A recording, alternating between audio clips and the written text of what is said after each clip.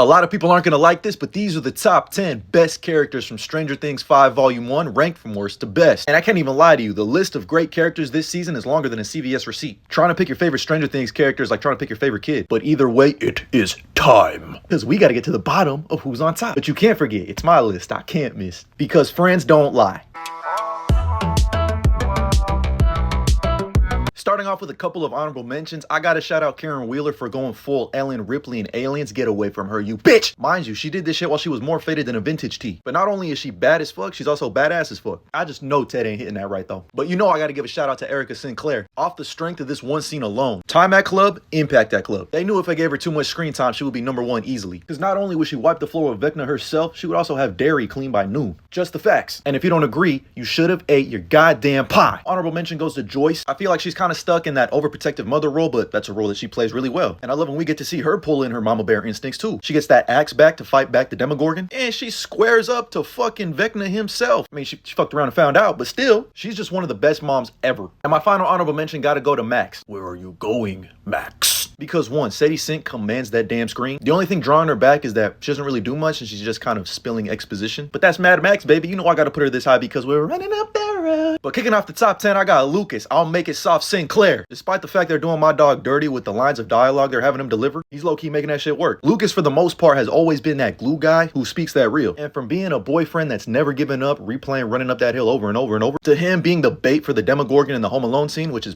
kind of racially motivated, I'm just playing, to him protecting the kids in the tunnels, taking a Demogorgon claw to the chest. I just hope they gave him a moment that is undeniable this season. Next up, and as much as it pains me to say, I gotta go with Dusty Buns. Look what this cruel, cruel world did to my dog Dusty Buns, man. He went from being the chillest of dudes, the vibes are always up, happy-go-lucky smile all the time no matter what, to broken, lost, and dismissive of all of his friends. With the biggest person catching strays being Steve. This dynamic went from Steve being his older brother slash fatherly figure to Dustin being a frustrated father with all of Steve's shortcomings. But that's what trauma will do to you. And thankfully we have this shot of them embracing each other in the Upside Down. So I don't anticipate Dusty Bun being this low because he's already starting to get better and better. When the season's said and done, I'm pretty sure he's going to be top 2 and he's not 2. And similarly, I gotta go with my favorite character in Stranger Things history, Steve Harrington, next, which is just insanely low. But that's not to say that they haven't given him some great moments. Him trying to pick up Dustin's slack, doing the best that he can. They gave my dog Steve a chainsaw. That's just aura. The only thing I don't like is this forced love triangle they keep trying to shove down our throats. And the craziest thing is I've seen everyone say that Steve the Hair Harrington is annoying this season when he's just been right the entire time. He should be frustrated with Dustin because why is the only one helping him this weird guy? And he clocked the way that both Nancy and Jonathan are feeling about the relationship. Plus, it was his idea to drive through the Upside Down. Stop disrespecting my goat because when it's all said and done, he might be #1 again. From there, I gotta go with the party leader himself, Mike Wheeler. For some reason, Mike gets a bad rap ever since season 3. But in my opinion, when you add up everything he's done in all 4 seasons, this brother is always right. He is a master planner. And for the most part, up until this season, all of his plans work. Like, I really love the moment they gave him with these kids. Eyes on me, eyes on me. And really, this entire Goonies ass scene with them trying to sneak the kids out was all Mike's idea. So without Mike, we don't got that kid poking up out the fucking hole, which is just a generational scene. Plus, this look on his face when he first sees Vecna and Will with powers,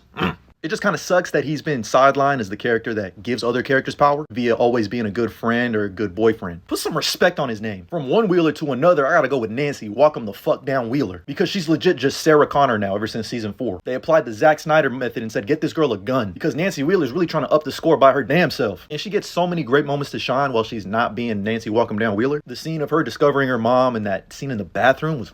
Plus, just her facial expressions between the love triangle between Steve and Jonathan is actually, that's like the best part of it, just like her little faces she be making. And if you don't agree, I'm gonna have her shoot you in the sack. Next up, and this might be a shocker, I got 11. Now, obviously, she's been a little bit sidelined these first 4 episodes, but that's because they literally have kryptonite for her. But before that, I love how they made her essentially a Jedi, Superman, and Rocky all in one. I promise you, in volume 2 and 3, she's gonna be moving different. She's just grown so damn much. I mean, she can speak in coherent sentences now. I haven't even seen her eat an Eggo waffle yet. Just her growing relationship with Hopper is just so damn wholesome. And if you don't agree, but just slightly ahead, I have, he may have been your father, but he wasn't your daddy, in Jim Hopper. Because you don't want to hear 11 say, you are like Papa. What you want to hear her say is, you are like Hopper. And Jim Hopper this season is somewhere in between that. He's still super overprotective because he's worried that something bad's going to happen to 11, which, I mean, I feel like he's right to feel that way. But I just love this scene when he just says, oh, I'm so proud of you. I love you so much, Jane. And they had to hit us with the emotional damage again. These Hopper death pump fakes are insane, Duffer Brothers. And all I know is in volume 2 and 3, we're going to find out why you don't mess around with Big Jim. But in third place, I got to go with Rockin' Robin herself because it's Maya fucking Hawke, the voice of the Squawk. She got a voice so good it makes you wonder why she don't do no voice roles. I take that back. But who doesn't love an over-the-top and ADHD queen like Robin? She's finally getting some. We love that. And she's the biggest factor for why Will becomes who he is this season. I absolutely love this scene and conversation that she and Will have in the tunnels. It reminded me a lot of the bathroom scene between Robin and Steve. And if you don't like this placement, go look for the flux capacitor. But in second place, you know I gotta go with the demon himself, Vecna. Off the strength of this entrance scene alone. Because my brothers and sisters in Christ, are you kidding me? The aura levels are over 9,000. Inhaled it. Plus, this new design is so tough. T-U-F-F tough. I mean, you would think Franklin Saint wrote the script the way he was dropping bodies.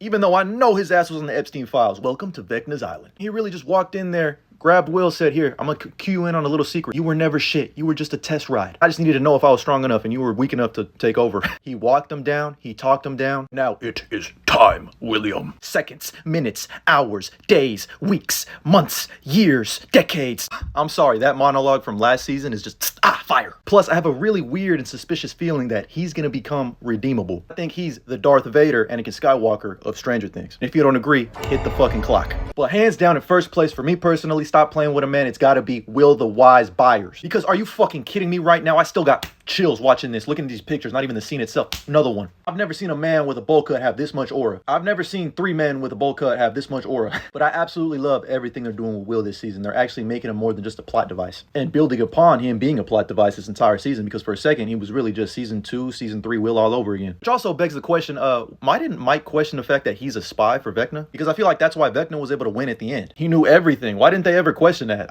Did they forget season 2? But regardless, I love this moment of the Demogorgon about to kill Mike. Will locking the fuck in, remembering his 8mm childhood videos when he was just so free he feel like he could fly, into the fucking demon that he is, tapping into the power of the hive mind and Vecna's power specifically to fucking snap, crackle, and pop in all the Demogorgon's bones. Inhale that aura. And this is just finishing one of, if not the greatest character arcs in Stranger Things history. From being the kid who vanished, from being the kid who doesn't want to grow up or confess his feelings to his best friend, to doing whatever it takes to protect them. Because Will isn't just a survivor anymore, he's a fighter. That's why he's number 1. Hold on. What? Ha! Because Delightful Derek gets his own damn list, the GOAT category. I've never seen a character arc go from upside down to right side up this fast. Because this little motherfucker had me dying from laughter. And if you don't agree, it's like a fat one. But that is just how I would rank my top 10 favorite characters from Stranger Things 5 Volume 1. Let me know what your top 10 is and how you would rank them down in the comments below. And as always, like and follow for more.